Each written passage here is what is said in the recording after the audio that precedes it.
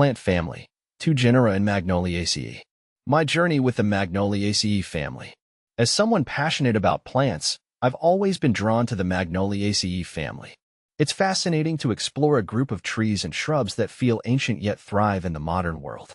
What makes this family unique is its broad range of species, many of which have become iconic in gardens and landscapes globally. The family includes 2 key genera that I find particularly intriguing: Liriodendron and Magnolia. They are more than just beautiful, they represent a rich botanical history. The Magnoliaceae family's legacy. The Magnoliaceae family, dating back over 95 million years, is considered one of the oldest plant families. I've always been fascinated by the resilience and longevity of these plants. Their flowers, which existed even before bees, had to rely on beetles for pollination. This prehistoric lineage makes growing magnolias or liriodendrons feel like you're caring for a living fossil, adding a sense of wonder to my garden. This family includes deciduous and evergreen trees and shrubs, typically found in temperate and tropical regions of Asia, North America, and Central America. The flowers, with their large, showy petals, are often what attract gardeners like me. But it's not just about aesthetics. Their tough nature means they can endure a range of conditions, making them a practical choice for any landscape. Liriodendron, the tulip tree. 2 species in genus Liriodendron. My first experience with the Liriodendron genus, commonly known as the tulip tree, was memorable. These towering trees can grow to impressive heights, sometimes reaching over 100 feet. What draws most people, myself included, are the tulip-like flowers. The flowers are not just visually appealing with their striking green, yellow, and orange hues, but they also bring a subtle fragrance, enhancing any outdoor space. Liriodendrons aren't just about flowers, though. Their lobed leaves resemble a tulip shape and turn a beautiful golden yellow in the fall. I love how this genus brings year-round interest to the garden. However, one thing I've noticed is that these trees need room to grow. If you have a smaller garden, you might want to consider other members of the family, but if space isn't an issue, Liriodendron can be a real showstopper. Benefits of Liriodendron. Beyond aesthetics, the tulip tree has practical benefits.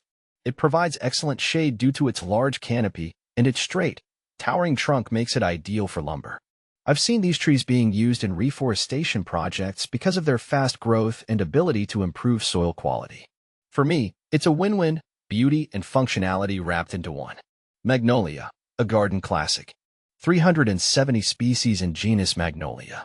Next comes the genus that probably comes to mind when most people think of the Magnoliaceae family, Magnolia. There's something timeless about a magnolia tree in full bloom. I've grown both evergreen and deciduous varieties, and each has its charm. The sheer diversity within this genus keeps me coming back for more. Magnolia grandiflora, the southern magnolia, is a favorite of mine. Its large, leathery leaves and massive white flowers are iconic in southern landscapes. What I find especially appealing is the tree's evergreen nature, ensuring that even in the dead of winter, I have some green in my garden. The flowers bloom from spring through summer, and the lemony fragrance is something I look forward to every year. On the other hand, deciduous magnolias like Magnolia stellata or Magnolia exsolagina add an entirely different dynamic.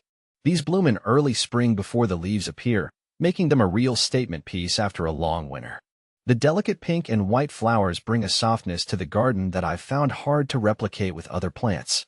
Growing magnolias. In my experience, magnolias are relatively easy to care for once they are established, but they can be slow-growing, especially in colder climates. They prefer slightly acidic, well-drained soil and thrive in full sun to partial shade. One of the lessons I've learned over the years is to mulch around their base, which helps retain moisture and keeps the roots cool in summer. When it comes to pests and diseases, magnolias are pretty tough. I've dealt with some aphid issues, but nothing that couldn't be managed with a good horticultural soap. In general, these trees are low maintenance and long-lived, which is always a plus for any gardener. Why the Magnoliaceae family matters. For me, the significance of the Magnoliaceae family extends beyond their beauty. These plants are deeply rooted in the cultural and ecological history of the regions they inhabit. Magnolias, for instance, have medicinal uses and are symbolic in various cultures. The bark of Magnolia officinalis is used in traditional Chinese medicine, and the trees are often seen as symbols of purity and dignity. From an ecological standpoint, both Magnolia and Liriodendron contribute to biodiversity. Their flowers attract a range of pollinators, including beetles and bees, while their dense canopies provide shelter for wildlife. I've even seen birds nesting in my magnolias, adding another layer of life to the garden. Final thoughts. As a gardener, I'm constantly looking for plants that can bring both beauty and functionality to my space. The Magnoliaceae family does exactly that. Whether it's the towering elegance of a Liriodendron tulipifera or the timeless charm of a Magnolia grandiflora, these plants never fail to captivate me. Each season brings something new, from vibrant blooms to golden autumn leaves, making the Magnoliaceae family a cornerstone in any landscape design. If you're looking to add a touch of history, resilience, and beauty to your garden, I highly recommend exploring this ancient and fascinating family.